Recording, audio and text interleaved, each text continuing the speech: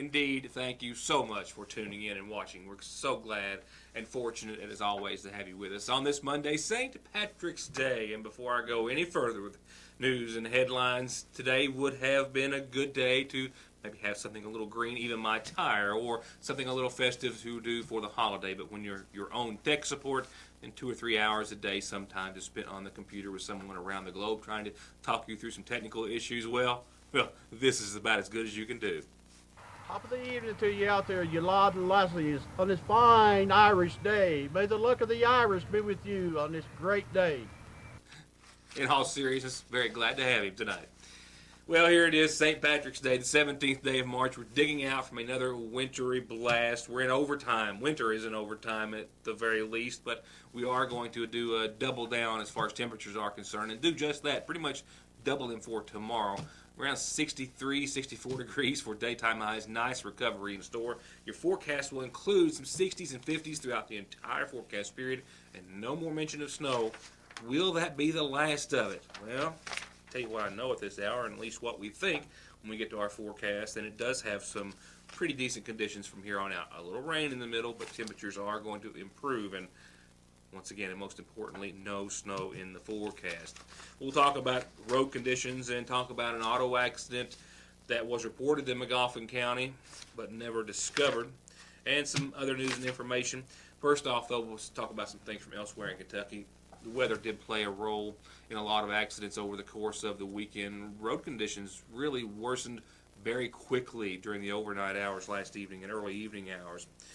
There was, in the midst of all the weekend crashes to report, a triple fatality accident that happened in Greenup County, where the Sheriff's Department today has given us an official release of the identities of those involved. It happened around 4 to 4:10 yesterday afternoon on US 23.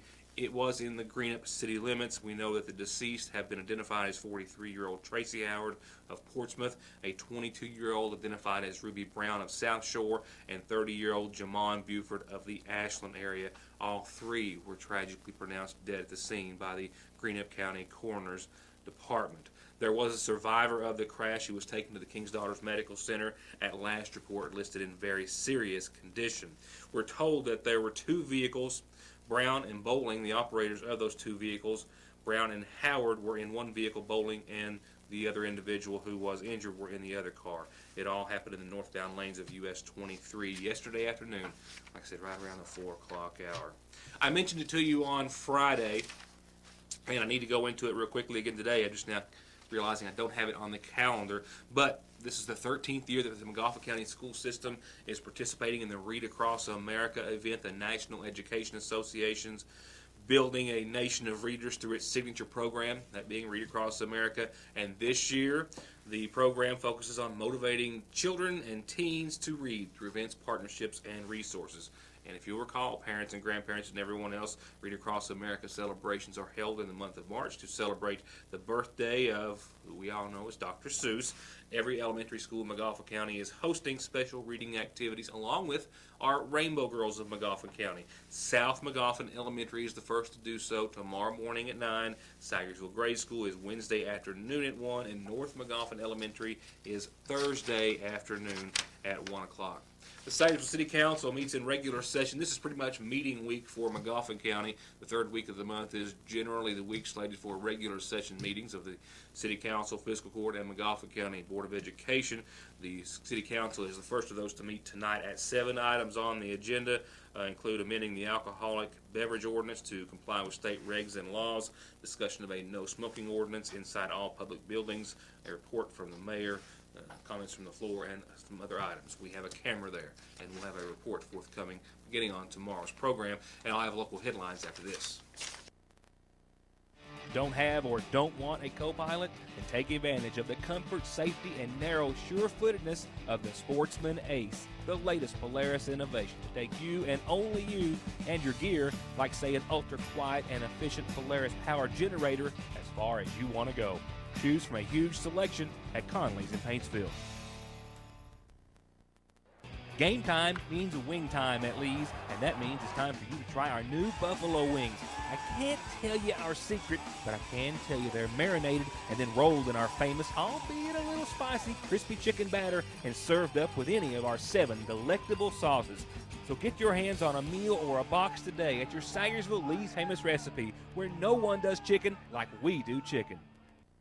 Just for you, just this month, our famous chicken strip basket with Texas toast, tasty gravy, and fries or onion rings is only $4.49. And if you haven't for a while, take a closer look at the ultimate. Closer, closer to home-style burgers, bacon, cheese, lettuce, tomato, pickles, and our special sauce make it just that, the ultimate. Or our juicy pork barbecue sandwich with slaw on top or on the side. At your Sayersville Dairy Queen, where March is all about green with the mint Oreo for the blizzard of the month at your Sayersville DQ. From time and money saving services like their overdraft protection, telephone and online banking services, to finding the right home, college, or car loan, to personalized checking and savings accounts designed around your exact needs, Sayersville National Bank is still your best choice and the same locally owned and operated bank that's been looking out for your family's financial health since 1902. Sayersville National, restoring the piggy bank population one savings at a time. Have you ever noticed how many insurance commercials and advertisements are on television nowadays? You can't watch your favorite program without seeing a little pig or green lizard trying to sell you insurance and get your money for their premiums. But let me ask you this. If you have been in a serious wreck, do you really think that you are in good hands of the insurance companies when you have lost wages, medical bills, and pain and suffering from your head to your toes? The answer is no. If you want to truly be in good hands, give me a call. I'm attorney Donald Wayne McFarland. Let me put my 20 years of experience in working to protect the rights of injured people to work for you. 349-9000. All in all, it was a pretty safe weekend for those traveling Magoffin County roads, and that is certainly saying a lot considering just how fast they got that bad over the course of yesterday afternoon and evening and overnight. But during the midst of all that, and just as roads were really starting to get at their worst, a call came into 911 reporting what appeared to be a very serious auto accident that may have compared to the likes of that triple fatality in Greenup. Considering that, we have enjoyed some pretty nice days here and there over the past several weeks, yesterday's latest blast of winter may have gone to catch some motorists off guard. Well, the cold air moved in, the precipitation along with it, rain changed to sleet and snow and ice, and very quickly the mountain parkway and other roads looked like this, and this was early on. So it was understandable that an accident that came into 911 may have indeed been just that. A call came in from 911 through either Post 9 of the State Police or the West Liberty Dispatch Center, and then was forwarded on to the Magoffin County Dispatch Center, citing that an 18-wheeler had jackknifed basically the trailer portion of the big rig, sliding around and coming into contact with possibly several vehicles which were behind or near the caller's location. 911 then notified local first responders, rescue, fire, EMS, and other personnel to the scene of somewhere around the Johnson Fork area off the Mountain Parkway. However, after searching for miles and even all the way in and through Morgan County, from the Kentucky State Police to local authorities, there was no sign of any such accident. And after all of that time and effort and putting lives at risk, it was presumed to be maybe an anonymous or fake call. However, that's not yet been determined. We do have a copy of the 911 recording. It's just not ready for air as of yet, and we're waiting on some return calls from other authorities to determine if they've been able to find out anything about the phone number. There is a technical issue here, and that is when calls are transferred from a cell phone, say from Post 9 or from another dispatch center to ours, well, the number doesn't show up, and that information is not provided in an electronic transfer. Just a bunch of subsequent zeros, and that causes problems when you're trying to get information, and also when you're trying to ascertain as to whether or not the call is indeed valid or not. We're still trying to find out more. We're actually hopeful that maybe someone just saw what they thought was an accident, but as of right now, it's just under investigation by local police. And then more snow and ice continued to plague parts of the viewing area. Rain early on overspread Sunday morning. Then, well, we saw it transition over to sleet and snow during the afternoon, early evening hours, north to south, as low pressure tracking to our south pulled all that colder air down into the region. Freezing rain was also a part of the mess. We picked up a couple of inches of snowfall, and that's considering ground temperatures were above, average based on the temperatures we'd seen over the course of the couple of days. And then the rain at the onset, or this would have been even much more of a wintry mess than what we got out of it. Heaviest accumulations, like I said, over northeastern Kentucky, 4 to 5 inches of snowfall. But like I said at the start of the program, we are going to double down and see temperatures tomorrow right now hover around 63 to 64 degrees. And after that, we get back in on the precipitation, but it's just not going to be white. And remember, McGoffin County Schools running on a 1-hour delay tomorrow. Superintendent of Schools Stanley Holbrook told me via telephone a few moments ago that they had been out and assessed what are consistently the worst roads in McGoffin County, and that the majority of the road system was passable. He says there will be a few isolated areas that may be issues, and it's requested that parents and caregivers use best judgment in getting students to the bus and or school tomorrow. There may be a road or two that may not be traveled by school buses if there are issues still in the morning. Tonight's low, though, right around 32 degrees, should keep everything from being involved in a hard freeze, and they're hoping that will allow the passing of school buses and everyone to and from school in the morning on that 1-hour delay. And by the way, there is still no update on those 10 calamity days being issued to school districts who have missed so much for the weather. That is still a legislative issue yet to be signed off on by the governor, and therefore McGoffin County classes are set to get out on June the 4th, as of now. This Monday's community calendar brought to you by McGoffin Farm Bureau and your local agent Doug Green, and it includes a birthday. Birthday came in just around the same time we were going on air Friday, so couldn't get it on then. So now it's a bit belated. It was a birthday for Saturday, and it reads, "Happy birthday, Paula Brown Howard." An old friend from high school, Charlene, wanted to wish you the happiest of birthdays. Happy belated birthday to you. And just as soon as possible, we'll have some more colorful and much more warm and inviting backgrounds, hopefully, for our community calendar and other announcements. I'm working on it. There's so much you can do with the weather, and we'll get to that in just a few moments. Here's what's on tonight's calendar. Water Into Wine is distributing food boxes. This is tomorrow, day after tomorrow, the 19th. That's Wednesday, 8:30 till 3. They'll break for lunch and to kind of regroup from 11:30 till 12:30. But it all starts Wednesday morning at 8:30 at the Water Into Wine Food Pantry. That, of course, is at the old Middle Fork Elementary School at the current Lakefront Church of God. And revival is ongoing right now. Hope in the Cross Community Church is having a revival. It starts tonight and goes all the way through the 22nd. Messages will be given by Glenn Sloan and Hope Sherman.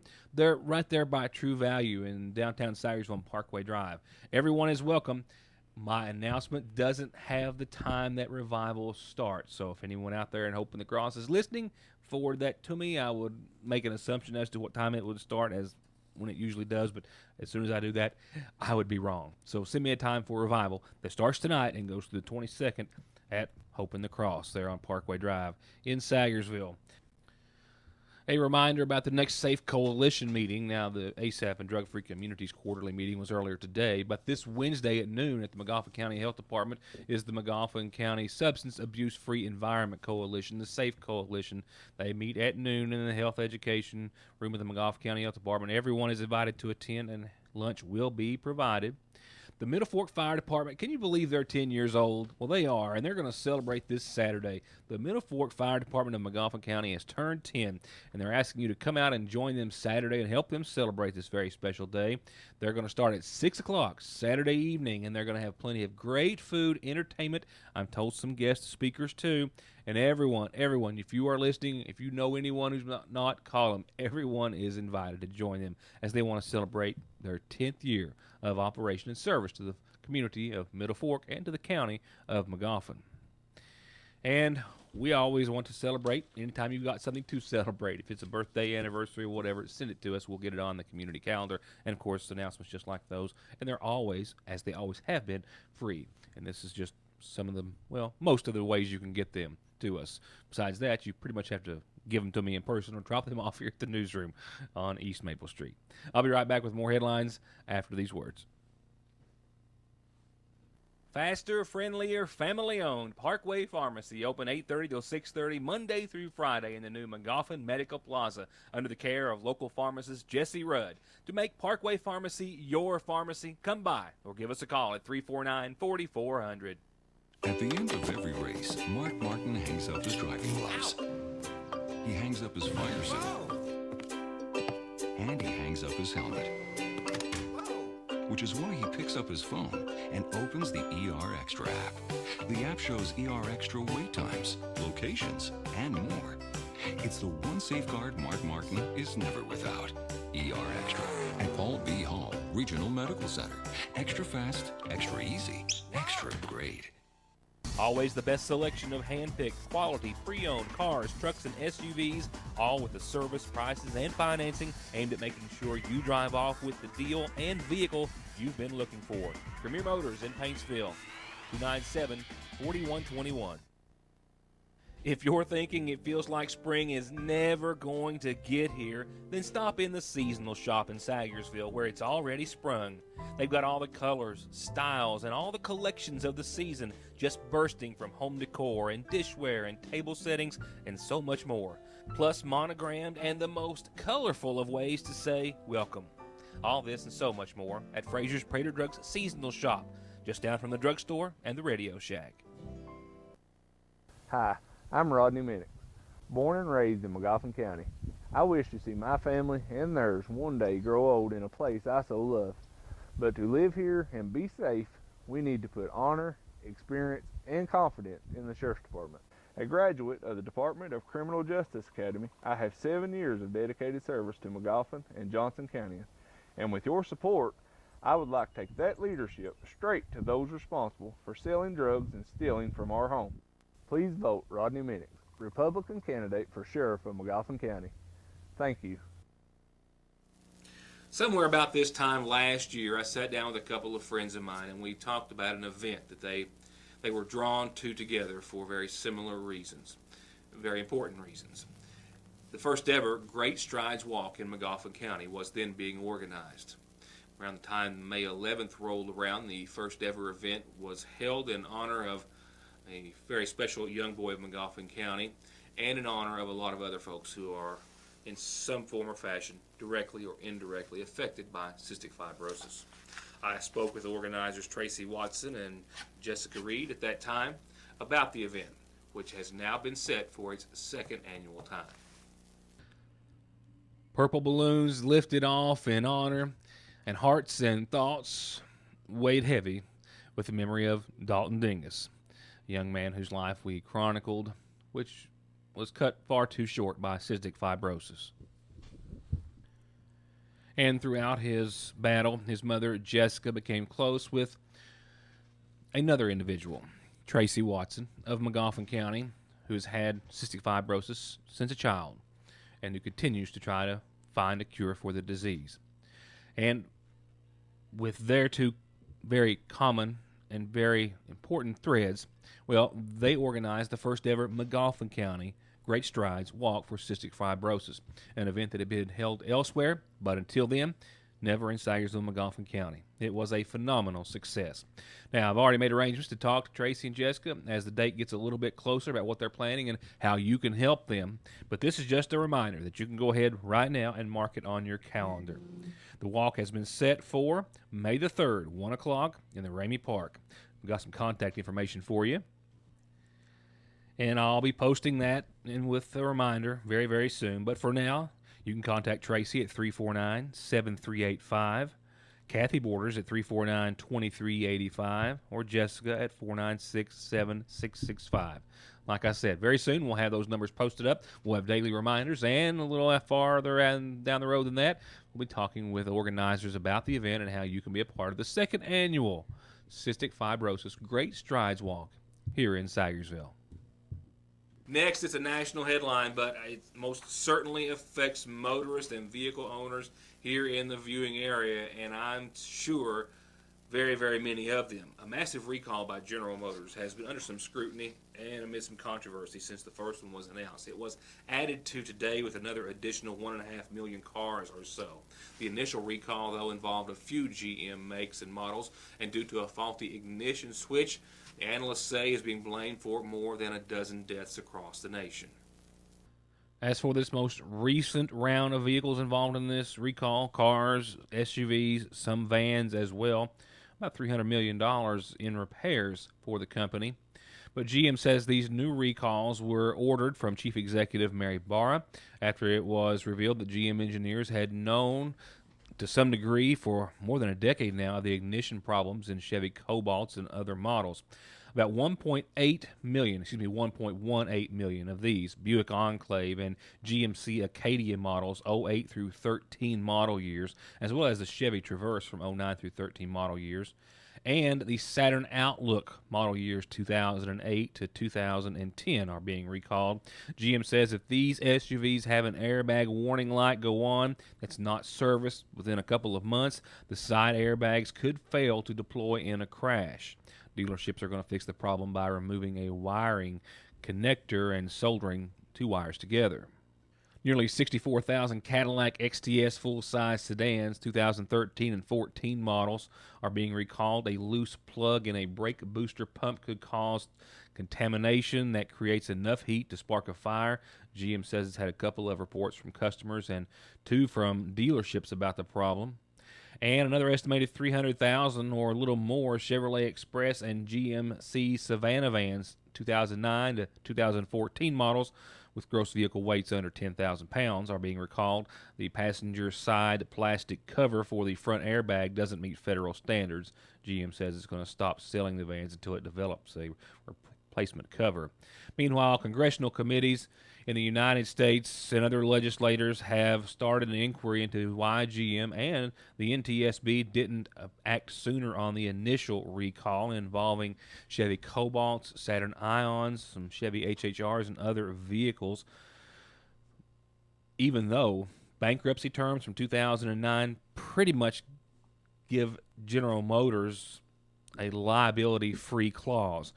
GM's timeline itself says that they had some problems with the ignitions of Cobalts and Saturn Ions and a few other models, and it causes the cars to accidentally switch off, disabling their airbags. This is supposedly one of the vehicles that crashed, and this one supposedly resulted in a death. And it showed that engineers had first realized the problem back in 2001, and then GM just now made the recall this February, and then expanded the recall this month to include the Chevy HHR. And while I said it is going to be an estimated $300 million in fixes for the company, GM generates about $300 million in sales every 16 hours.